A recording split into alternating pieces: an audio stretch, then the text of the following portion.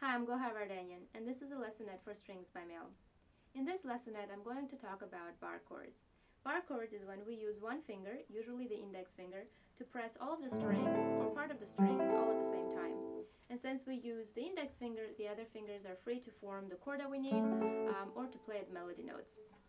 Now, a lot of times, especially as beginners, we end up using more effort than necessary to squeeze the bar chord as much as we can to make sure that it sounds clean.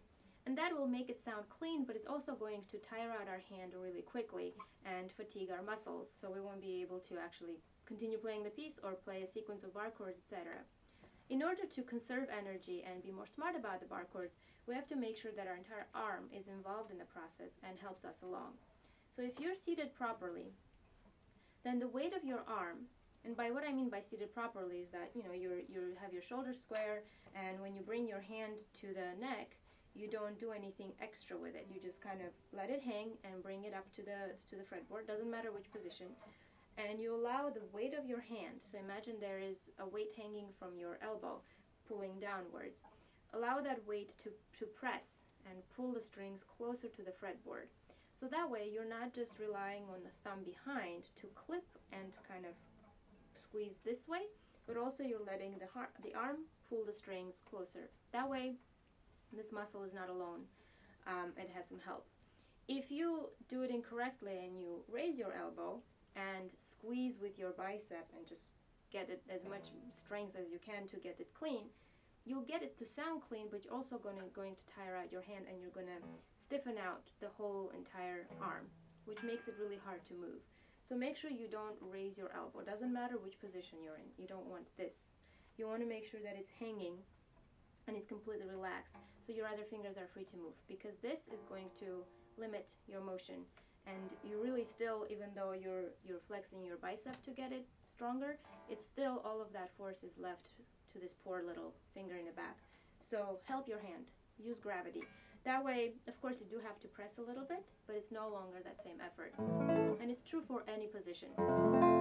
Here, third, fifth, even if you get up here, I'm still pulling downwards with my hand. And of course I have to help, but I don't have to press too hard with my thumb to get all of the strings to sound. The next thing you have to think about is efficiency in conserving the energy and where you actually put the pressure under the first finger. Now this, I have to warn you, you won't be able to do from the very start, because you have to develop the muscle and the dexterity necessary to be able to press where you want. But what I mean is, let's say you're playing this D minor chord. Right now, everything's clean.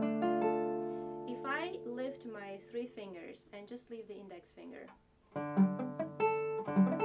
can tell that this note is clean. The fourth, third, and second fingers, the strings are just thudding, and my first string is clean. That's because I'm not wasting any energy trying to press this middle part of my finger, because I know that the chord is going to take care of the middle notes. So when I play it, even though it's a bar chord, I'm not actually pressing the entire bar chord and wasting energy. I'm only pressing the bottom and the top. Go ahead and try it on this one. It would be easier in the fifth position, but you can try it anywhere. Especially in the first position, you can even tell that my first finger is more curved because I'm further back. But you can do it anywhere. Right now, this is even more thudded because it's completely moon-shaped.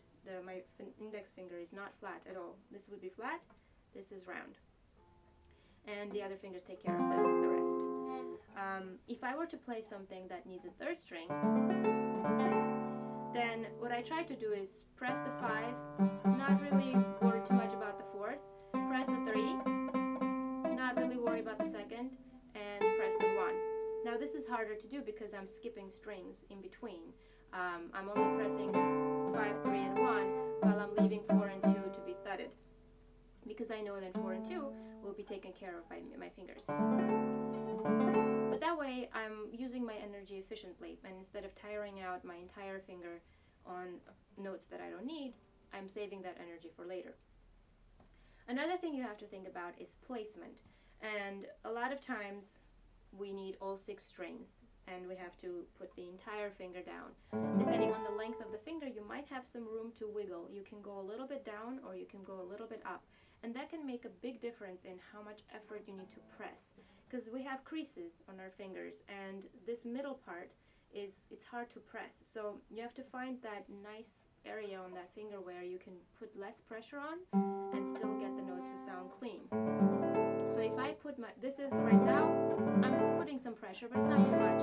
If I move my finger a little bit down and I try to press, I have to press really hard to get those notes to sound clean. But if I just shift it up a little bit, and I'm talking about an eighth of an inch, even less than that, then everything falls into place, and I can hear the notes without really squeezing too hard and tiring out my hand. And think about the creases of where your fingers bend. Sometimes they work to your advantage by putting the string in there, sometimes not so much. And also that area hurts more. So if your string falls right into the crease and you try to press really hard to make it sound clean, it will actually hurt. And if you feel any pain while you're playing, that might make your hand pull off just by reflex. So try to make sure you find that comfortable position so no nerve is being pressed against while you're playing.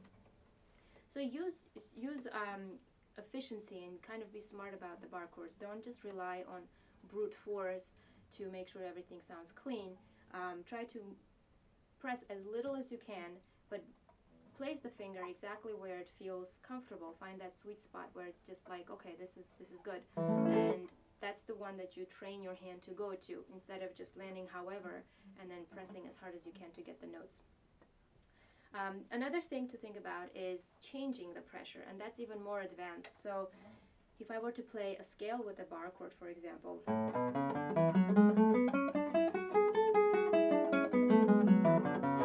I'm not going to waste my energy pressing this bar chord, the whole entire thing, and play here. Right now when I'm playing the bass, these are buzzing. My finger is flat, but the pressure is really concentrated more towards the tip. And as I'm moving down, then I'm putting more pressure at these strings and not so much here, because I don't need it anymore.